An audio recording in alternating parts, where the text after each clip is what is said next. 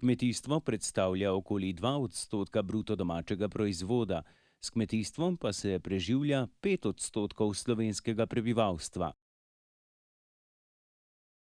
Da bi zaustavili trend opuščanja kmetij in spodbudili razvoj podeželja, Ministrstvo za kmetijstvo in okolje nudi pomoč mladim kmetom za prevzem kmetij.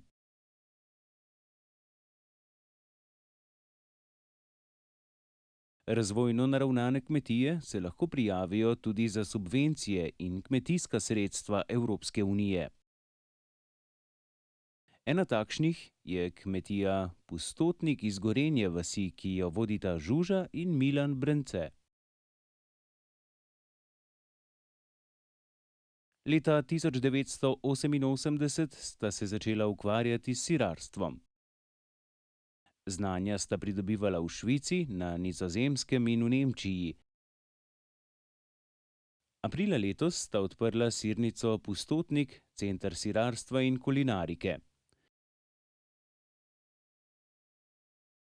Za objekt v vrednosti 1,8 milijona evrov sta uspela pridobiti 33% evropskih sredstev. Na kmetiji dela vsa družina, zaposlujejo pa tudi pomočnike za delo v hlevu, v proizvodnji in v trgovini, kjer poleg svojih ponujajo tudi domače proizvode drugih kmetij iz Poljanske doline.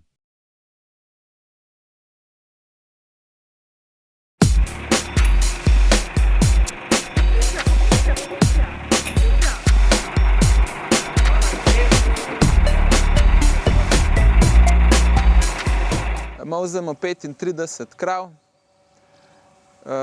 dajo nam okrog 800 litrov mleka na dan. Sicer pa kupujemo še kozje in ovčje mleko. Kozje mleko od 3 kozjerejcev, ovčje mleko pa od 2 ovčjerejcev. Tega kozjega pa ovčjega mleka je skupaj do 500 litrov na dan v vrhu sezone. Zjutraj se začne molža ob 5:30. Potem sledi krmljenje, krmimo enkrat na dan, potem so še vsa ostala opravila.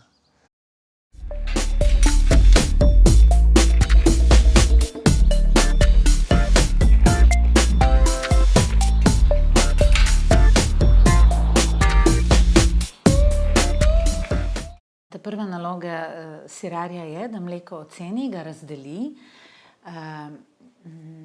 da presodi, katere izdelke bo tisti dan delal, in potem se začne z gretjem. Vsako mleko, preden se začne pač ta postopek predelave, je treba ogreti. Zdaj za poltrde sire in tudi za mlade sire mleko grejemo na 32 stopinj, mu dodamo mikrobiološka cepiva in sirišče. Zdaj pred leti je naša sirarna pridobila ekocertifikat in v bistvu predvsem po zaslugi tega, ker dejansko ne dodajamo v mleko nobenih drugih sintetičnih dodatkov.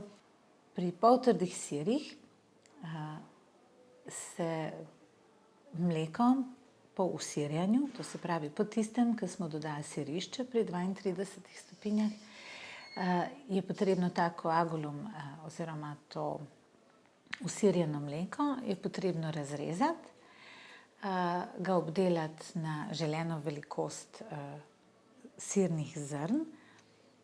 Zdaj, bolj, ko je zrno majhno, bolj bo sir trd. In bolj, ko želimo trd sir, na višje temperature pogrejemo celotno maso. In takrat, ko sirar presodi, da je sirno zrno dovolj zrelo, zato da postopek zaključimo, ga naložimo v oblikovala, v sirne modele. Na današnji dan smo naredili naš najbolj znan in tudi najbolj prodajan sir kosec.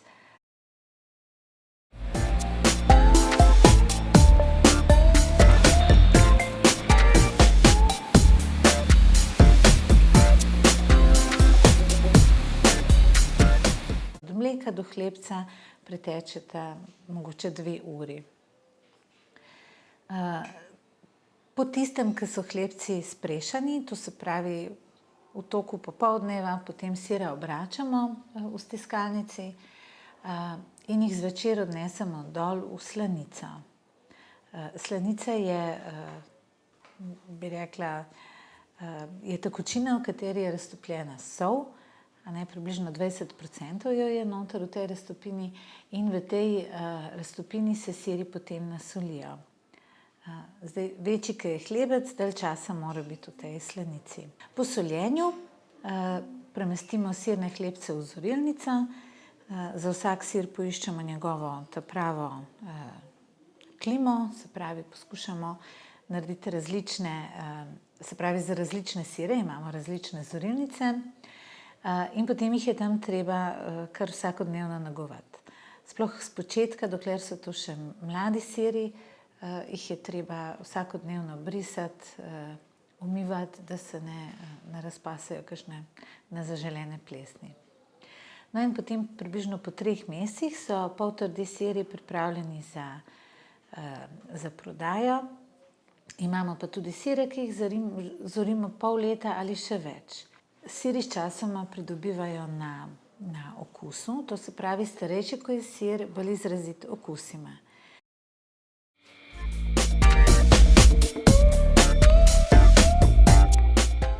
No, zdaj pa, da bi popestrili malo, bi rekla, ta izbor okusov, ki jih lahko ponudimo, smo začeli sire tudi prekajevati, tako da imamo zelo simpatične sirčke v štručkah, dimljene sirčke, ki jih imajo ljudje zelo radi.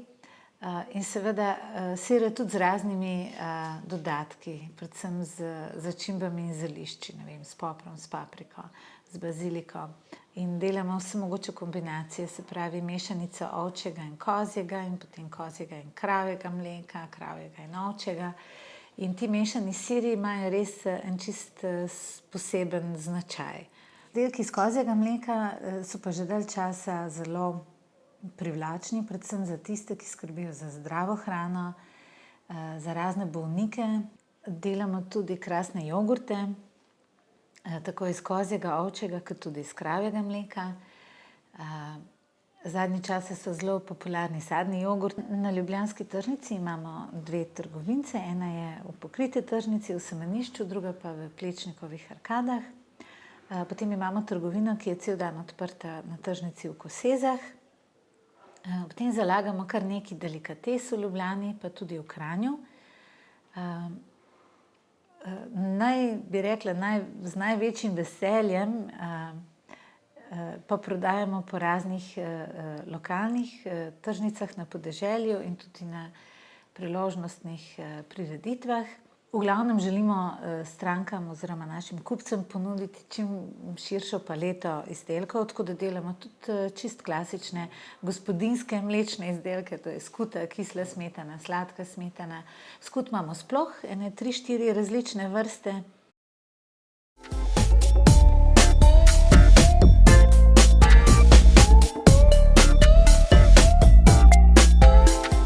Sir je bil kar dolg časa na zatožni klopi, zaradi teh maščob, ampak dejansko bi rekla, da je to res po krivici. Jaz mislim, da je važno, da pojemo res dobro, okusno in kvalitetno hrano, čeprav v manjših količinah.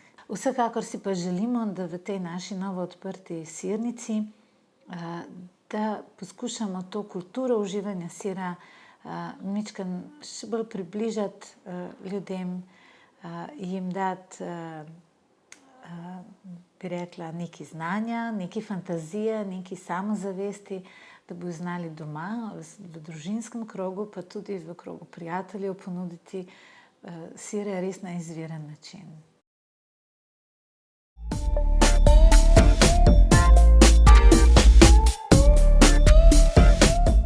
V prostorih tega centra, poleg sirarskega butika, kjer lahko obiskovalci izbirajo med našimi izdelki in pa izdelki okoliških kmetij, ponujamo tudi različne aktivnosti. Tako recimo sprejemamo različne skupine na degustacijah. Te degustacije so seveda vodene in nekako želimo si, da skozi take degustacije ljudem resnično predstavimo in pokažemo različne vrste sirov. Prav tako organiziramo delavnice izdelovanja sirov, kjer si lahko manjše skupinice v za to prilagojeni sirarni izdelajo svoj sir.